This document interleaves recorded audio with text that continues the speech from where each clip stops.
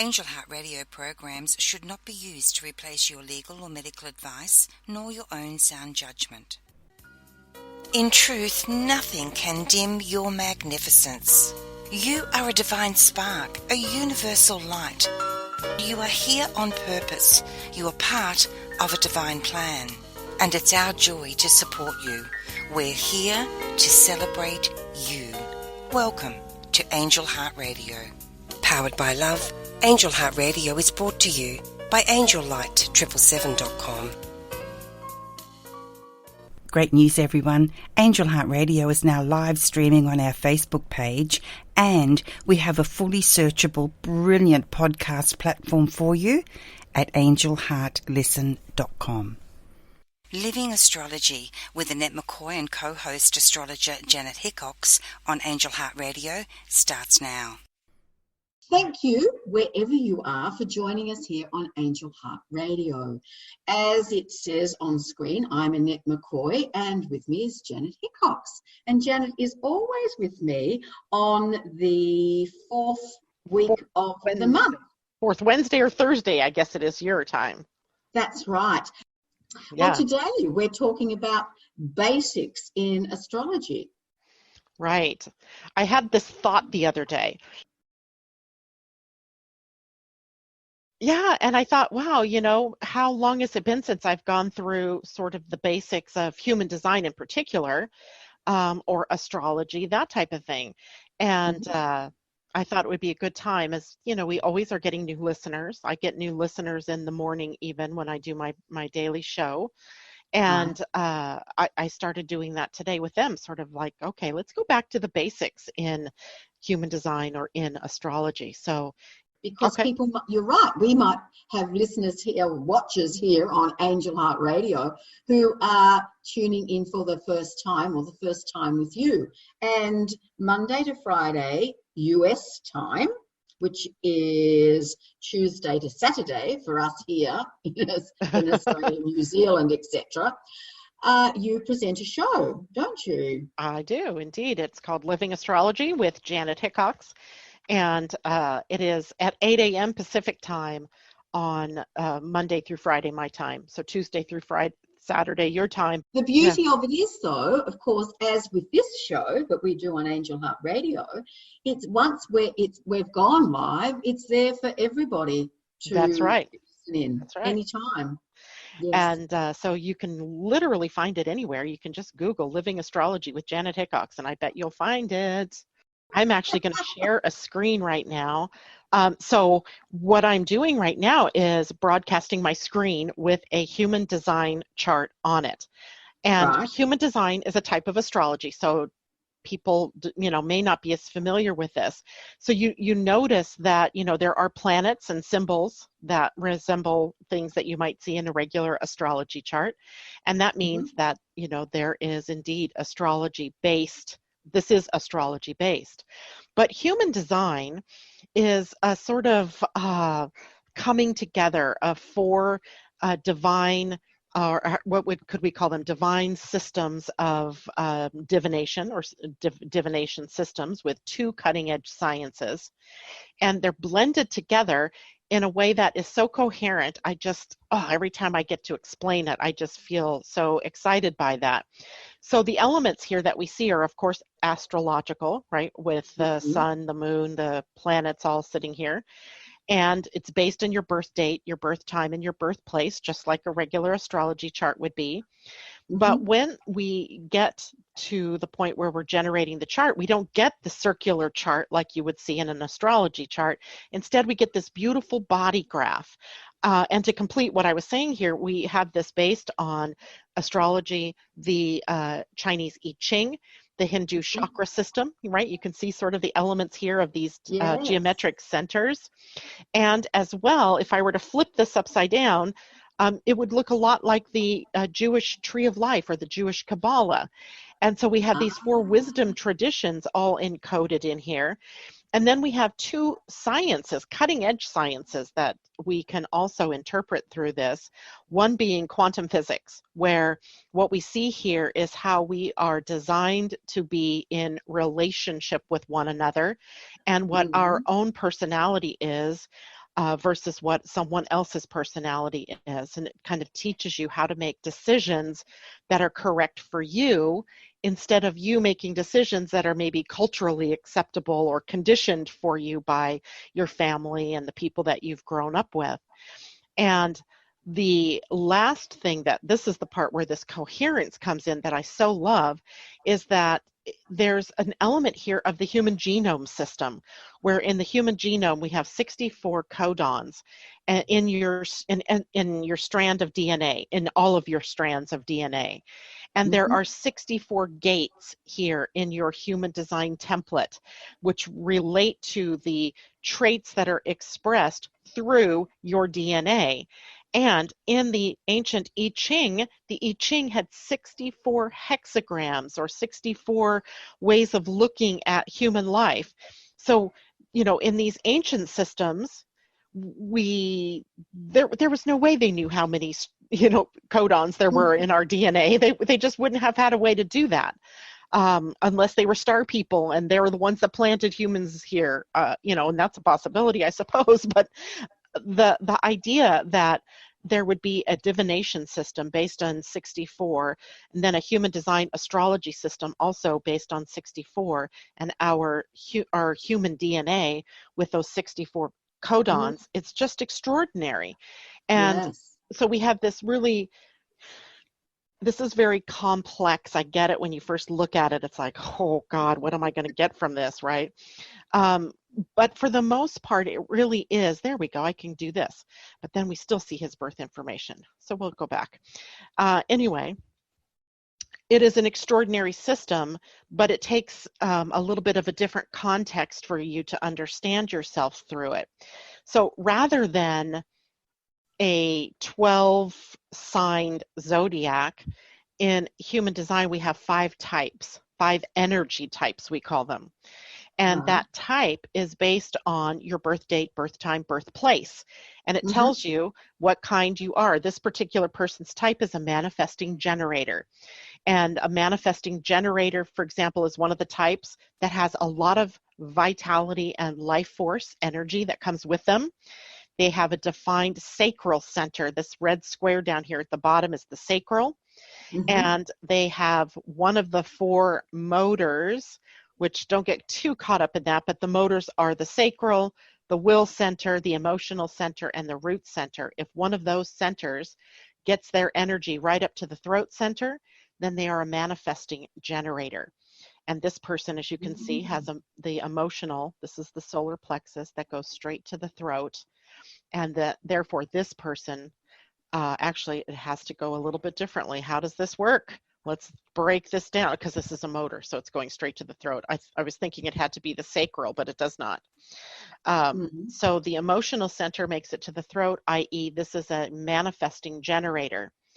Now, if this red sacral square was here, but none of the energy made it up to the throat from these motors, this would be a pure generator. So that takes 2 of our types. Generators, manifesting generators, are here to build something. They're the workhorses, right? They're here to do the work of the world. And about 70% of the population, right now anyway, are generator types.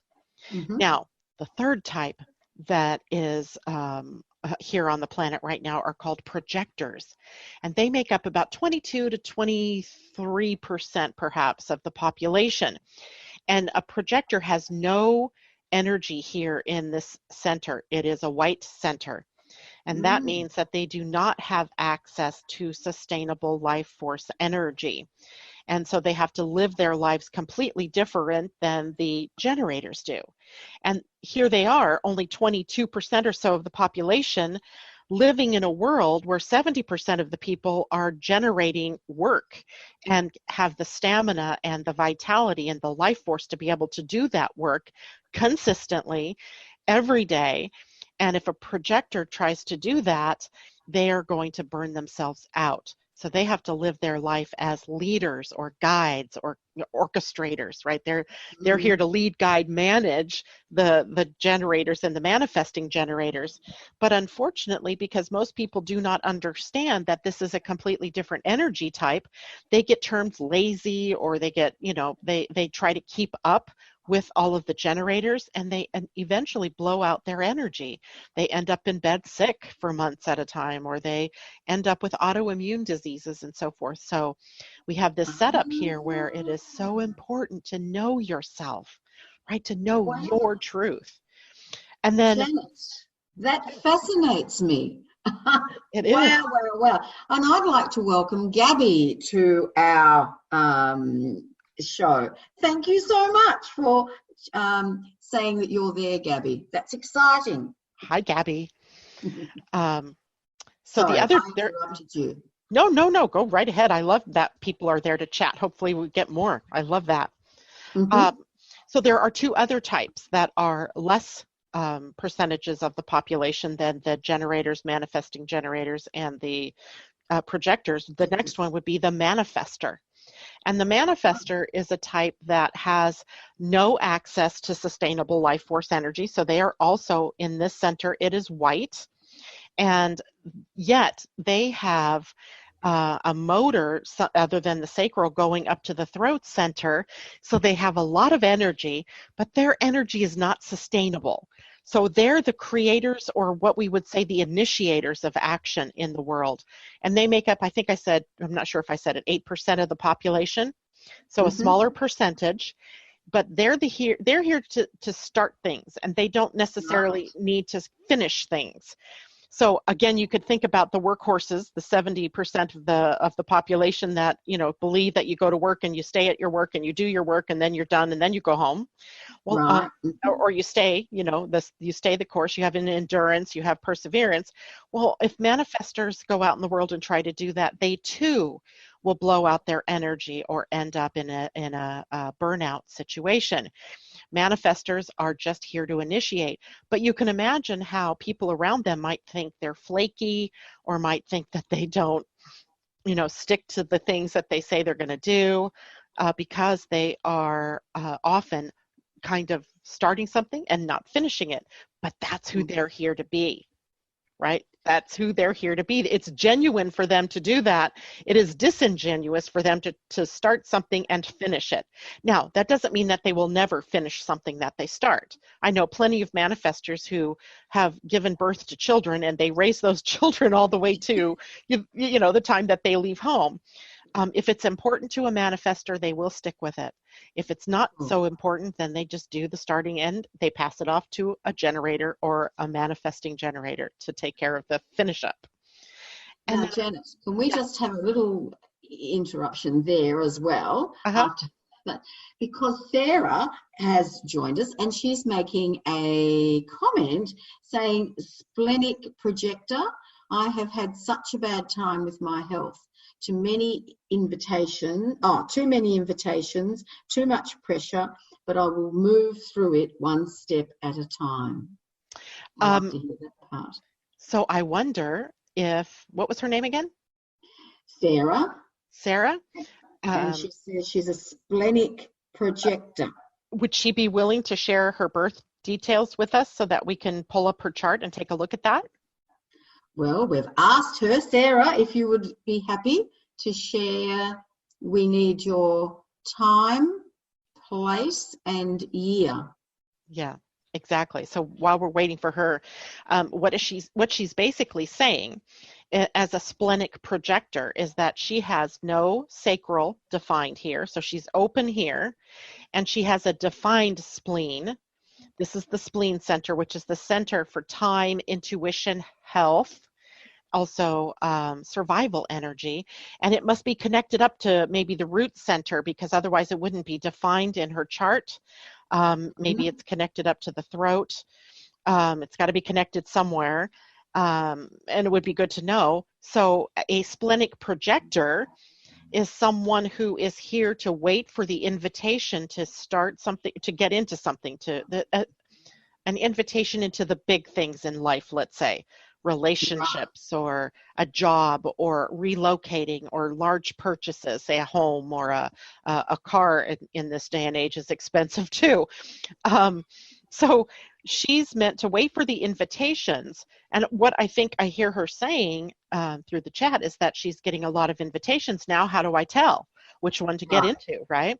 That's where being a splenic projector comes in handy here, because it means that she's intuitive, and that in the moment that somebody invites her into something, it's like something goes off in her body or in her beingness that says yes or says no, or says do this or don't do that, or not now or next week or something like that. She's going through a process in her body. And I think sometimes we get sort of caught off guard when we think of intuition. I think sometimes we think of it as being somewhere in our minds, that I'm going to hear words or something that say do it or don't do it, but literally it's the body that responds in the spleen. It is instinct, and there's that physical reaction. Oh, we do have Sarah's details, yes. So let's see, let's add it in here. So one moment, did she share her last name or just her first name? No, we do have Sarah Raven's Eye. Hey, I have her in here. Good. Oh, let's look and see. She may have gotten her chart before I was actually, when I had a different computer. What was is that her real last name? I don't know. I can give you the details. Let's just do that. It'll save us time. Okay, so Raven. 3:25 p.m. Female. Hold on. 3:25 p.m. So that's 15:25. And what date? On the 25th of October. 25 October. 91. Oh, wow. She's the same age as my son. And what city was she born in? Lincoln City in Oregon. Oregon's a fabulous state. I was just there. Oh, beautiful, beautiful state. Yeah, I was just there. I love Oregon. So here is our dear Sarah's chart. Her name is Kirkland. Okay, it's okay. I just put you in as Raven's Eye now, so next time if you need a chart, remind me that I put it under that name.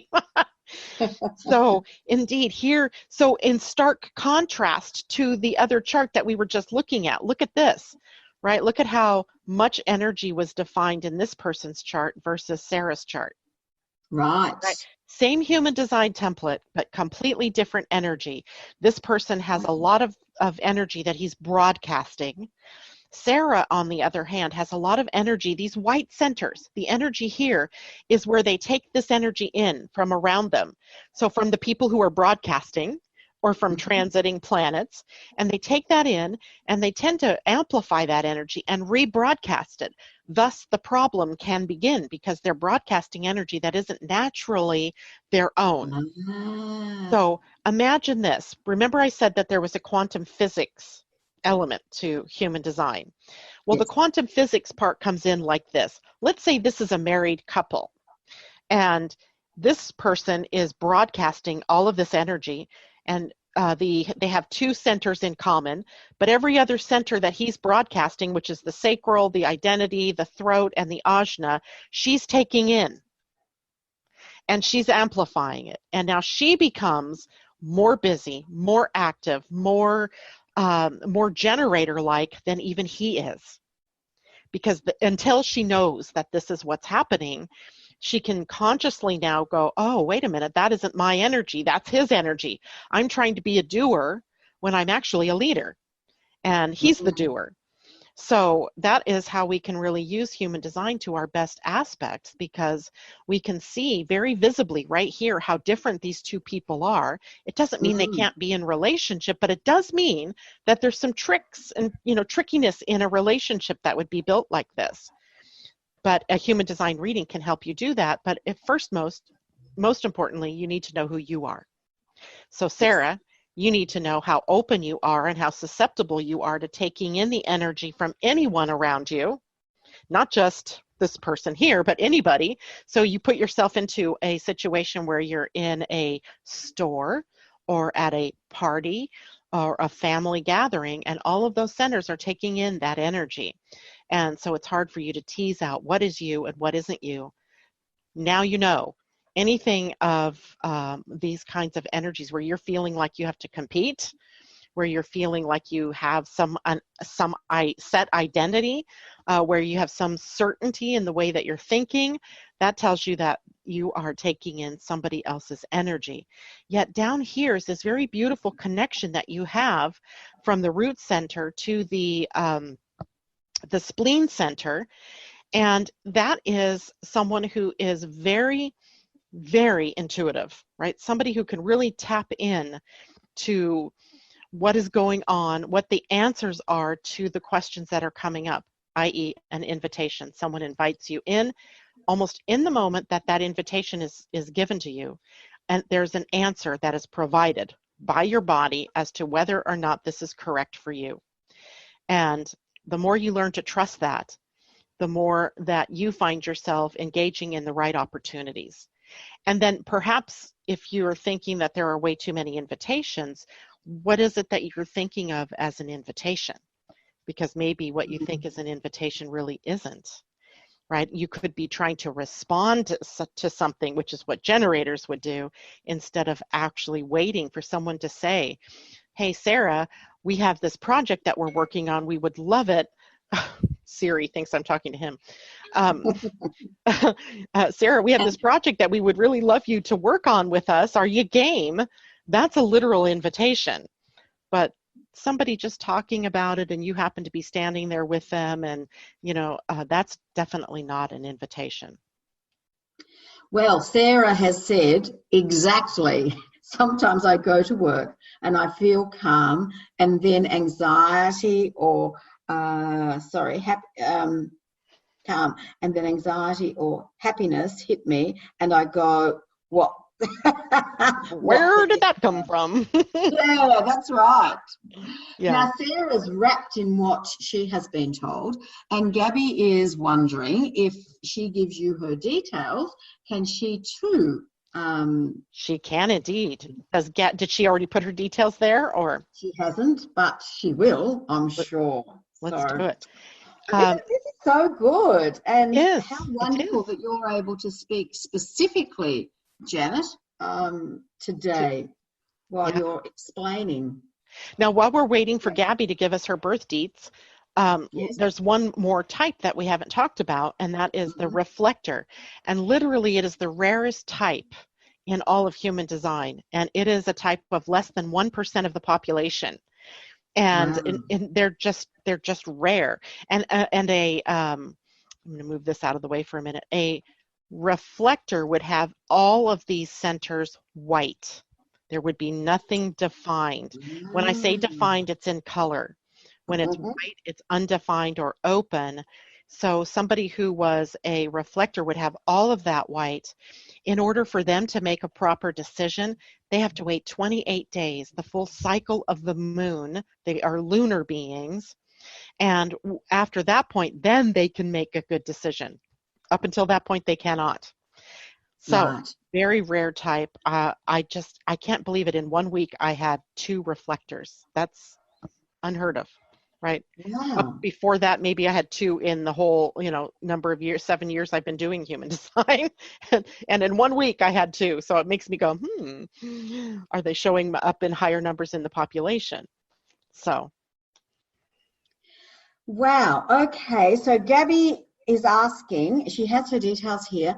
Do you require her birth last name or her last name now? It doesn't matter. It's just so that I can find her in my program. Okay. So Gabby Forrester.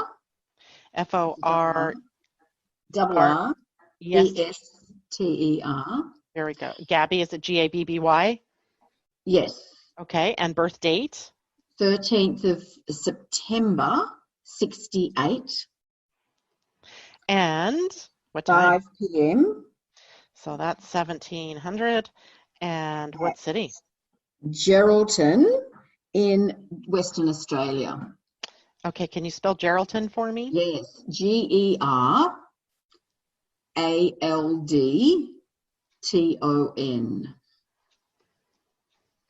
Let's see here. Good, found it easily enough. Is that AWST, Western Australian time? Australia, Okay. sorry, yes. Okay, good. So let's see here, Gabby, what you are. Gabby is a manifesting generator. And so you could see now, let's look at her as a manifesting generator against this gentleman that was also a manifesting generator.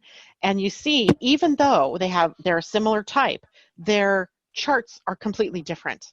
There are different gates that are defined for her than for him. There is just a different energy signature here completely, where his emotional center was connected to the throat. She actually has the spleen connected to the throat. She's here to tell people what she sees. Sort of a psychic, right? Someone who is very intuitive. A lot of times the people that have this energy don't think that they are, but they really are very intuitive. It is Mercury that's sitting there for her. So Gabby, you really are here with a role to speak to what you see or what you intuit or what you know about somebody, because you also have a defined throat, and she also has the emotional center up there to the throat. Now, where Gabby can get into trouble that this person here wouldn't, and that in a way, Sarah would get into trouble a little bit, but not as much as her, is that there are two pressure centers in your human design. One is the head center, and the other is the root center. The head center pressure is about answering questions, the who, what, why, when, where, how, can you prove it? And these are questions that are not necessarily being asked by anyone, but the person with especially an open head will feel pressure to answer those questions. So often it causes them to relieve the pressure by leaping into something, right? They just get inspired and they take action. And of course, it was the wrong action, or it wasn't meant for them, or it was the wrong timing. So an open head is always feeling pressured to answer that question. And it can cause them to, get inspired to do things. And then a couple days later go, what was I thinking? I was out of my mind, right? Now, the root center is also a pressure center, and its pressure is to do. So people who have an open or white root center are often feeling the push of stress to do something. So they become more like human doings rather than human beings, because they're always adding to that to-do list. You might have a to-do list with all these things on it. And you or I don't remember what you are, honestly, but I know for me, if I had a list, I'd be checking things off, and when it's done, it's done. People who have an open root center like you, Miss Gabby, likely keep adding to that list. So by the end of the day, they're exhausted and they feel like they haven't gotten anything done. Because all day they've been doing in order to break free from the doing, but they never get free of the damn doing. So for them, it's like this constant rat race going round and round. So the best answer for that is to recognize when it's happening and make your to-do list if you're a to-do lister. I say that because you're a Virgo, and Virgos love lists. Get your to-do list, but don't add to it. Unless it's something super important, right? Something that's critical. Let it go until the next day so that you can be free. So you freed yourself up without the stress of having to keep going and pushing and going and doing more. Hopefully that is making sense to her. She has said lots of love. Wow. Yes. Gabby, maybe another comment so we can see. Okay, well. Yes, and it is, thank you. Isn't that wonderful? Well done, Gabby. Well, and there's also this other thing that's going on in her chart. Let's see if that was going on in our Sarah. No, Sarah doesn't have this channel right here, the 46 to the 29. And in particular, the gate 29, which our Gabby over here has the whole channel defined. That particular gate is a gate that likes to say yes to everything. They commit themselves to death. And if you are out there committing yourself to things, to everything, and you have an open root center, you're creating even more stress. The stress now is about being able to handle all those commitments that you've made. So the wisdom that you're here to learn about that is to commit to the right things, or in human design speak, to commit to the correct things for you. And what that would mean is, as a generator type, you're here to respond to what shows up in your outer world, not the things that come up from within you. And I know, because you have a defined spleen, that you may often have intuitive guidance that's telling you, do this, this is the way to go. But for a generator, that is not a generator type. You're a manifesting generator. You don't do that. You wait until something is in your outer world that matches that. Then you can take action. Up until that point, you don't take action, right? If it's something, an idea, an inspiration, you wait until there's something in your outer world that matches that picture. Sort of like looking for synchronicities or omens or cledons, or, the coinkydinks that, we all kind of see. And when you have that, then you wait even just a little bit longer, because you are emotionally defined. You need to wait until you can check in with yourself about how you're feeling. And you don't ask, how am I feeling? You say, does this feel good? Does this feel right? Does this feel timely? Does this make me happy? Does this bring me joy? Any of those kinds of questions that note all answer in yes or no. Not, if you say how, it's a longer open-ended question and you get too much in the mind. So you're asking yes or no questions of yourself to gain clarity. So you give yourself at least 24 hours before you make a major decision, so that you're making a correct decision, so that when you do say yes and you are committed, that you don't just half-heartedly get engaged with whatever it is. You full on, full body, full heart get involved.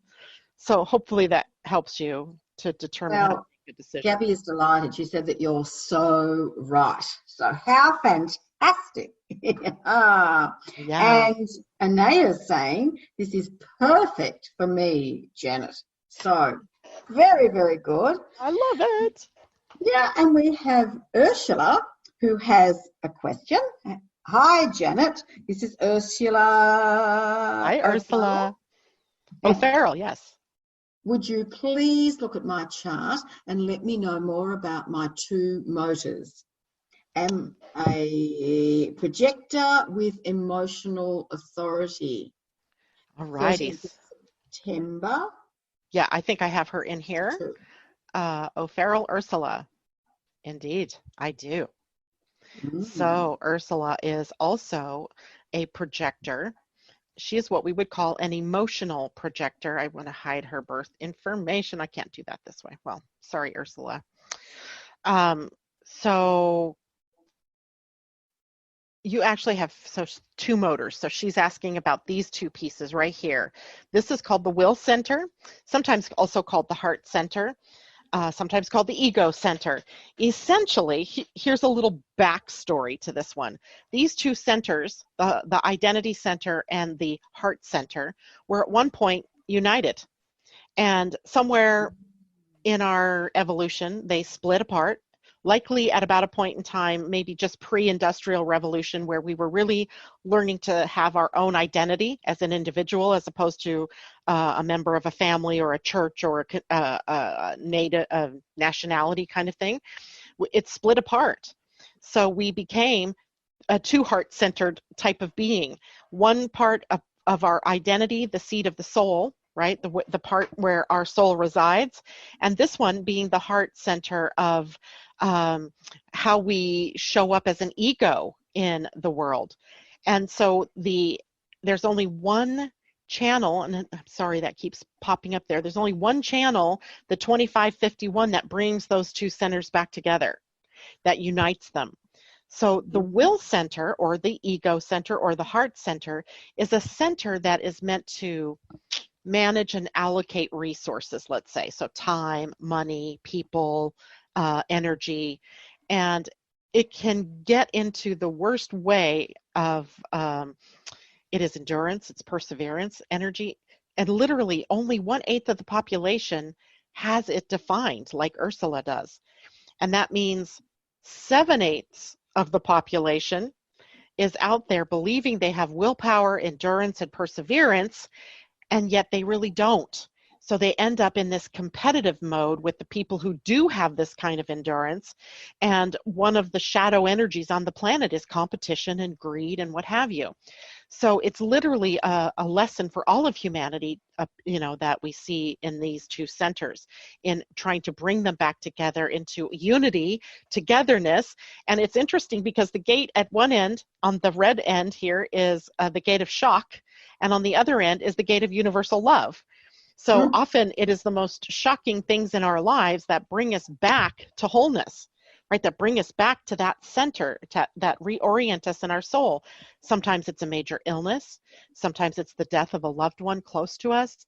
Sometimes it's the loss of a job. Sometimes it's the birth of a child. Sometimes it's, other positive things, the winning of a lottery, all kinds of, wonderful things can create the shock that then helps us bring those two centers back together. Now, hers, Ursula, yours happens to be connected to the spleen.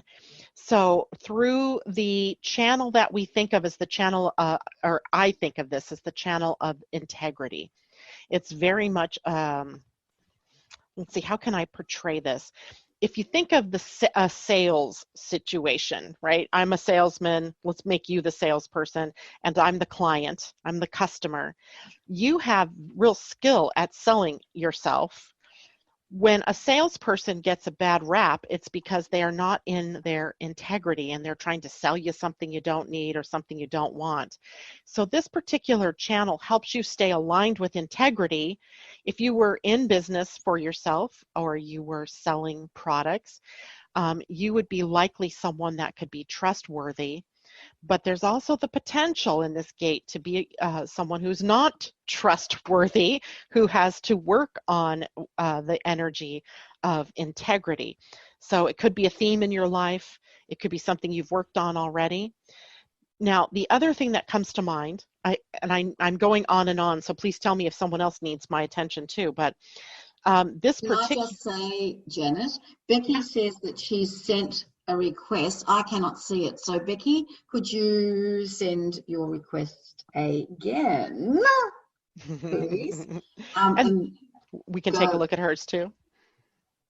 Yes, if she gives us the information. Okay. And Gabby says that she's going to listen to the replay. And I was going to suggest that this is another thing that's so fantastic, because we can re-watch if we think that we've missed something, or if we'd like to concentrate further. Of course, we can. And so another bonus with these shows now. And there's another bonus. If you're someone out there listening to this broadcast and you've not yet gotten your human design chart or report, all you have to do is go to my website at www.living-astrology.com. Don't forget the hyphen. You can order your own chart and report, so it comes with some explanation as to what all of this means for you. Not just sending you this, blank chart and you're going, what? So you can do that. Go to the website, request that. Now that I already have the chart in here, it'll be just a moment for me if it's you, Gabby, because I'm not sure if you've had a chart before. Ursula, I know you have yours, and Sarah, I think you have yours too.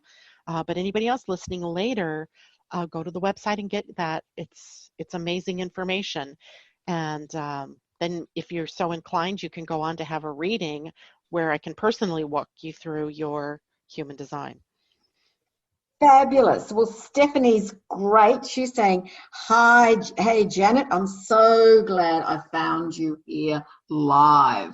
We're glad you did too, Stephanie. Is that Stephanie Coy, my Australian buddy down there? Yay. I'm glad you're here, Stephanie. I'd like to finish something up with Ursula's chart, if that's possible, because Ursula, you have all this energy, both through emotions and through the will, and you're a projector. And so I can already see that there is a potential here for you to endure and persevere with determination and tenacity to stick with something, even though your energy may be failing you in that respect. So you need to be very careful that when you do take on a project or you do take on something, that it's through that medium of an invitation, and then you're waiting a little bit longer before you say yay or nay, because you're emotionally defined as well. So you have this little bit of an elongation in the time between the invitation being extended and you accepting or not accepting it, because otherwise you could use that endurance and perseverance to stick with something even though it's blowing your energy out or burning you out. And that is so, so, so important, right? Manage your energy so that you're only getting engaged with the things that are correct for you, that feel good to you, that are joyful to you, that, you know, you're getting that emotional, I want that, and not all of the things that come to you. Okay, that's important. So I hope that helps. Now, the emotional center was the other motor she was speaking of. She said she had two motors. Yes. This is the emotional solar plexus, and it is the center that is where humanity is evolving toward. So up until this point in our history, the spleen has been the dominant force for survival on the planet, and meaning that fear and instinct and intuition have been how we have survived all these centuries, all these millennia, right? So it's done us well. But now, as we have evolved, these energies here in the spleen have become fear energies instead of survival energies. They're keeping us in false evidence appearing real, right? That acronym for fear. So this center is fading out of importance as the emotional center is gaining in importance. And eventually, as we get into 2027, this is the center that overtakes the spleen as the primary source of survival for human beings. I'm not even sure that survival would be the word I would use, because the emotions become a very powerful barometer that informs you almost, you know, through just time that you're on the right path or you're not, acting very much like a compass. And it's going to take some time because we're sort of not emotionally intelligent yet, but we are all going through this leap, by the way. This isn't just the new kids on the block being born. All of us, all of humanity will be moving toward this leap that opens up that emotional center as the center through which we will make decisions, right? That we will really understand the concept of emotional reaction versus response, where reaction gets us into trouble. Response allows us the time to choose, how do I want to show up in this situation? So it's fascinating. That part fascinates me probably more than anything in human design, is that emotional center. Right. Yeah. Well, Ursula says, thank you, Janet. You are a superstar. I would agree with that. Thank you very much. Becky sent her information through. Becky, I am unable to see it. Maybe you can put it up again. And if we run out of time, please go to Janet's website, living-astrology.com, where you will be able to gain a free human chart, which will be good. And chart and a report. It's like a 10-page, 12-page report. Wow. So there's a lot of good information in the report. It's, you know, small. It's not like it's, you know, intensive information, but it's a lot for someone who's new to take in, and then you can decide if you want to go further with that or not. And Becky, maybe, I know Becky, I have lots of charts in here. Maybe I've done a chart for you before. So maybe she sent it through. Do I have a Becky? Becky Beckner? Vector? Don't think so. I don't recognize that name. Sorry. No. Well, boo for not having the chart, but yay for a new person introduced to human design. Yes. And Rosie Ware is with us. Now, Rosie and I go back a long, long way. And now Rosie's doing work with Anaya. Nice. And Rosie's saying this is human design, yeah? Yes, it is. And Rosie knows that she is a manifesting generator. Lots of energy, lots of energy. Earlier. Yeah. Yes. And she would love to learn more too. So the website, Rosie, Anaya put up earlier, and Janet and I have both said, living-astrology.com. Correct. Or if you Google Janet-Hickox, I'm sure it's going to come up. Likely it will indeed. It's funny because there's a guy who is an astrologer who has Living Astrology. It's probably why when I, named my business that, I couldn't get livingastrology.com. I had to have the hyphen in it. And sometimes he gets emails for me, and he's so generous. He, tells the person, look, I think you're going, for someone else. And then the person could reach out and get the right one. So he's a dear to do that. So that hyphen is very important because that differentiates me from him. And he's a different type of astrologer, doesn't do human design. Okay. So I want to give... Stephanie has a question, sorry. No, go ahead, Stephanie. What's your question? Stephanie says, I have a split definition, yes, and cannot remember what that means. Could you please clarify? Yeah, Stephanie, would you mind if I put your chart up for everybody to see? I know sometimes that's tricky. Some people don't like to do that, but if you don't mind, it would be so useful for other people to understand it if they had it as well.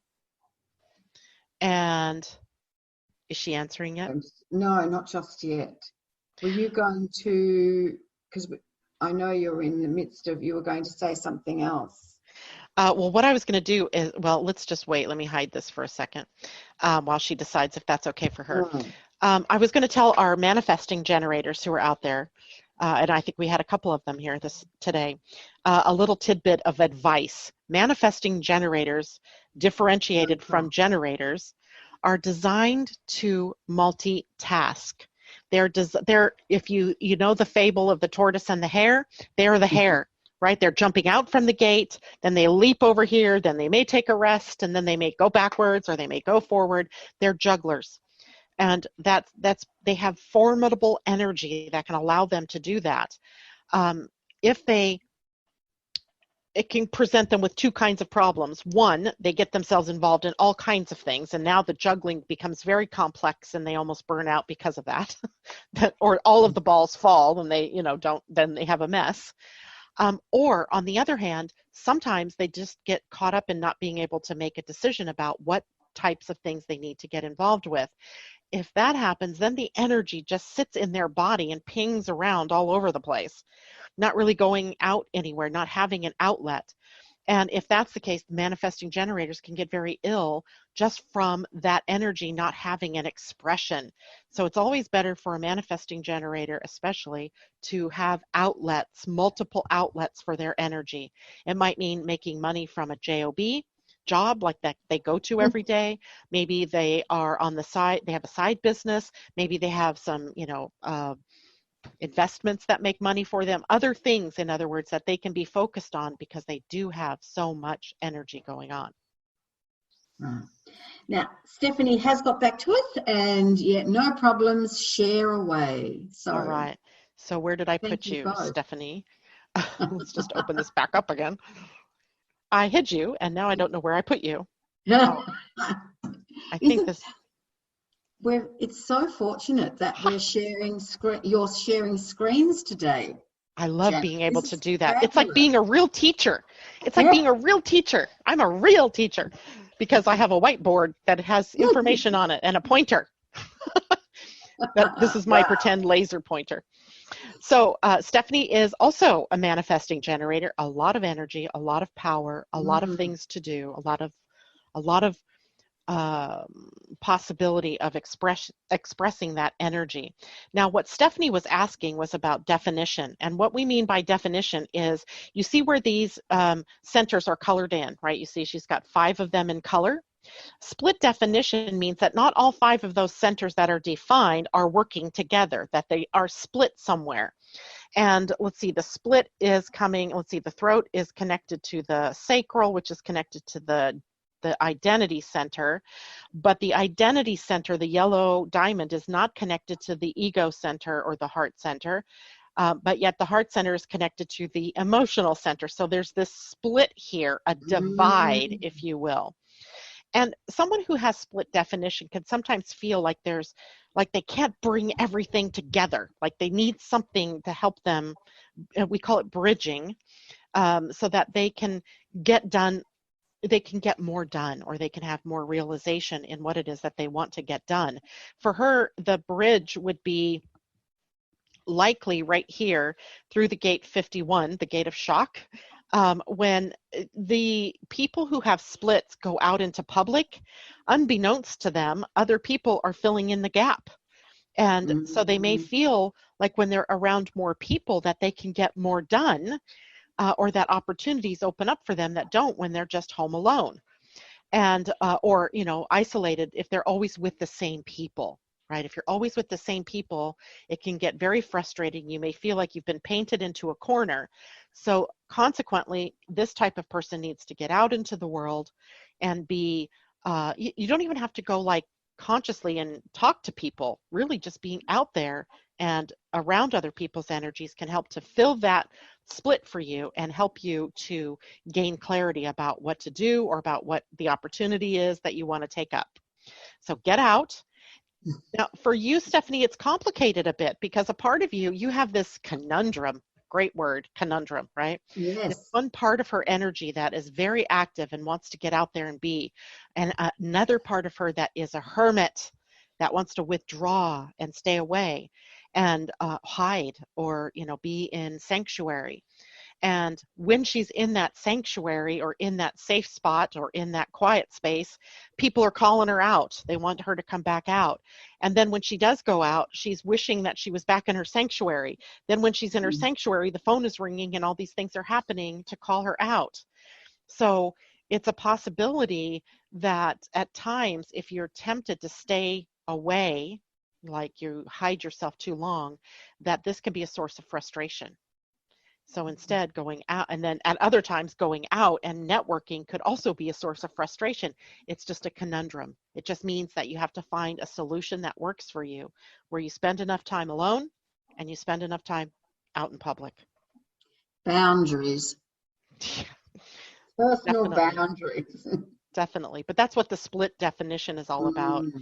It just means you need some bridging to help you let those centers fire all together instead of in separate directions. Janet, today has been absolutely amazing. I'm so glad. I know I'm going to be listening again because it's like information overload. I'd like to thank you. I'd like to thank those lovely people, Gabby and Stephanie and Rosie and Becky. Sarah. Please follow through. I'm really sorry. I looked back and I couldn't find your information. So please reach out to Janet through living-astrology.com and maybe you can join us next month and have a reading on air. That would be What will we talk about next month, Annette? Who knows? Whoa! We'll have to look back at July and see what has presented. Well, just for the heads up, July itself seems a much tamer month than the other months that we've been living through. At least initially we'll have some craziness, and then after that it calms down a bit. So by the end of July, when we next meet, we'll be looking at August. And more craziness begins. Actually, it's September, but prepare in August. Get ready for it. Just amazing, isn't it? We just, I never know. Now, Janet, we've had a fabulous show, and coming up in half an hour will be Anaya and Carol Ann. They're doing a weekly show now at 11:30 Brisbane time on a Thursday. So for those who have enjoyed this show, go and go for a little, shake of the body, etc. Grab yourself a cuppa. I love the way you describe that. Join Anaya and Carol Ann very soon. I look forward to being with you all next week. I have a special show with Barry Ockertell next Wednesday morning our time at 9:30 a.m. And then on Thursday, Janet, I have Robbie Holtz coming with me. I love me some Robbie. Yes, and she so has nice. created a wonderful book, Vibrant Living, to help us through this pandemic and to introduce those of us who are unaware of our guardian angels and all of those angels that are out there to assist us. So please, everybody, there's so much, and that's just happening in my world. My goodness me, the other presenters on Angel Heart Radio are here to assist you. And of course, Janet, you have your daily show as well that people can join. I do. And Monday through Friday, 8 a.m. Pacific time on my Living Astrology YouTube channel. Very, very good. That one's easy to find. You just put Living Astrology and then I'm the only one. Excellent. Yeah. Thank you, everybody. Have a Thank you, fabulous Annette. rest of the day. Take and care. Week, etc. Yes. Stay well. Stay happy. Bye-bye.